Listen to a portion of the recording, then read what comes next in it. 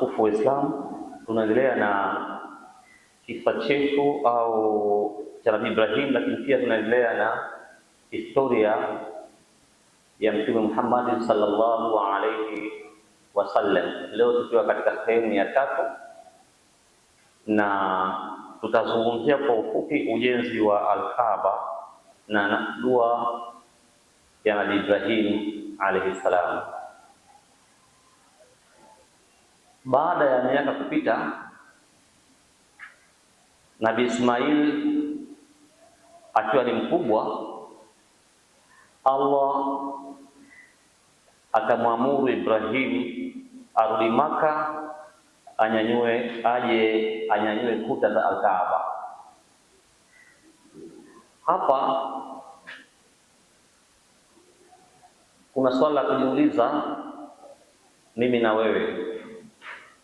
Nabii Ibrahim baada ya kumweka mke wake Hajar na Ismail, baada mara hii ni mara ngapi alirudi tena Maka kuja kuiona familia yake?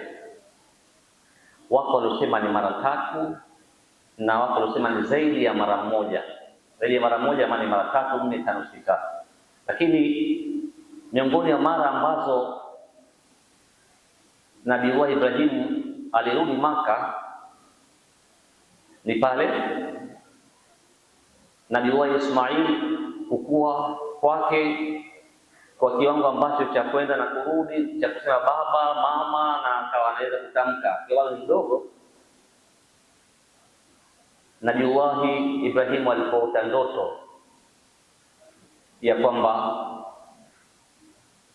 ameoteshwa na Mwenyezi Mungu akimwamrisha amchinje mtoto wake. Ni kisa maarufu, hapa tutaweza kukitaja kwa leo. Hiyo ni mara moja. Lakini pia Nabii Ismail alipokuwa mkubwa alioa binti katika kabila la Jurhum. Nabii Ibrahim alikuja Maka kuja kumtembelea mtoto wake Ismail. Kwa bahati alipofika hakumkutia Ismail, akamkutia mke wake na akaanza kumdadisi baadhi ya mambo. Mume wako, unaishi na mume wako, mnakula nini? Mambo mengi kumueleza. Kwa bahati mke yule wa Nabii Ismail alikuwa ni mwenye maneno mengi na malalamiko mengi kwa mume wake. Basi baada ya maongezi yote yale, Nabii Ibrahim akamwambia mke Ismail kwamba akirudi mume wako mwambie alikuja mzee yuko kadha wa kadha, lakini amesema kizingiti hichi akibadilishe. Basi Nabii Ismail baada ya kurudi na kutoa taarifa ile, akaelewa nini alichokusudia baba yake, na akamwambia huyu aliyekuja ni baba yangu na ametaka nikuache. Na mara nyingine akarudi tena, aliporudi hakumkutia pia, lakini yule mwanamke aliyemkutia alioa mke mwingine. Kwa hivyo akamdadisi yule mama, akajibu vizuri na kuonesha kama ni shukrani, Mwenyezi Mungu ameturuzuku, tunakula vizuri, tunaishi vizuri. Basi Ibrahim alayhi salamu akamwambia yule mwanamke, mwambie mume wako atakaporudi amekuja mzee kadha wa kadha na ametoa maagizo kwamba hichi kizingiti akidhibiti kithibitishe. Basi aliporudi Ismail akatoa taarifa ile na akamwambia, huyu ni baba yangu, ametaka kwamba wewe tuendelee kuishi. Sasa mara nyingine, sasa ndio hii mara ambayo ni ya kujenga Al-Kaaba. Akaagizwa na Mola wake aje anyanyue Al-Kaaba kama Qur'ani inavyosema, au billahi minash shaitani rajim, wa idh yarfa'u Ibrahim al-qawa'ida min al-bayt wa Ismail rabbana taqabbal minna innaka antas samiul alim. Na ndipo Ibrahim aliponyanyua kuta za nyumba pamoja na mtoto wake Ismail na wakaomba dua, rabbana taqabbal minna innaka antas samiul alim. Hapa kuna maswala mengi tunaweza tukajiuliza.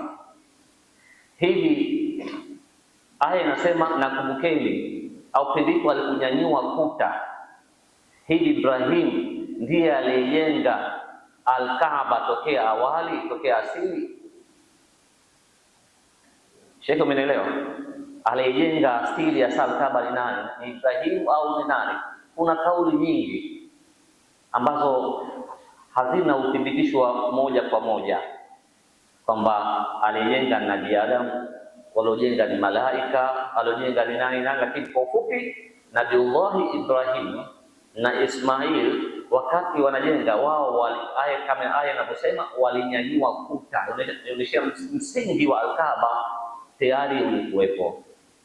Kwa hivyo Nabiullahi Ibrahim katika ujenzi ule, Ismail anachukua mawe na baba mtu, ile mawe ikawa anajenga mpaka ukuta ulipokuwa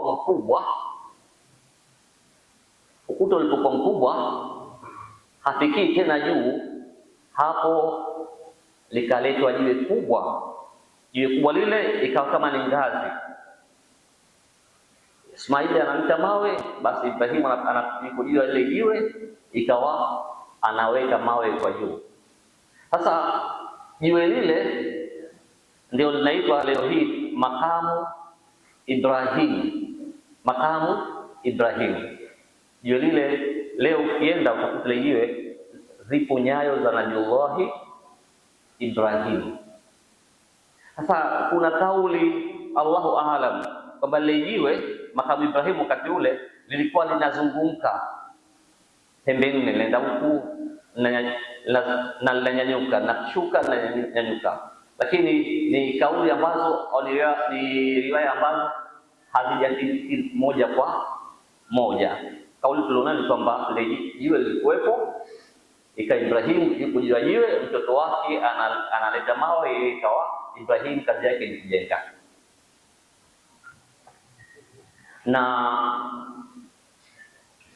katika ujenzi ule, moja ya pembe iliwekwa jiwe ambalo linaitwa Hajarul Aswad, na jiwe lile kwa mujibu wa hadithi ya Mtume sallallahu alaihi wasallam lilitoka peponi, na lilipoteremshwa wakati huo lilikuwa ni jeupe kama maziwa, lakini kwa matendo ya wanadamu jiwe lile lilibadilika rangi mpaka leo limekuwa ni jeusi. Ndio maana linaitwa jiwe jeusi. Liliwekwa pale katika moja ya pembe nne kati ya Al-Kaaba. Wakati wanajenga Al-Kaaba, Nabiullahi Ibrahim na mtoto wake Ismail walikuwa wakiomba dua inayosema rabbana taqabbal minna innaka anta samiul alim. Kuna kauli kwamba hii dua aliomba baada, lakini kwa mujibu wa haya wakati wanajenga, basi wao jambo lilikuwa likiwatia motisha ni kuomba dua hii. Kwa hivyo tunajifunza wakati wote mtu anapofanya ibada ya aina yote atamtegemea Mwenyezi Mungu na kuomba dua ile ibada anayofanya Mungu amkubalie. Rabbana taqabbal minna, Mola tukubalie sisi. Kwa nini? Innaka antas samiul alim, wewe ni kusikia na ni mjuzi mno. Na baada ya ujenzi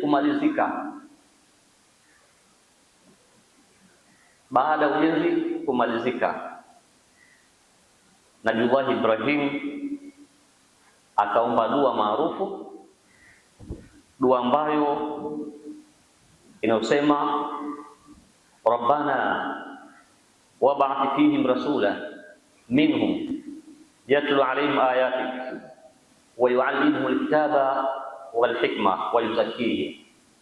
Mwenyezi Mungu, peleka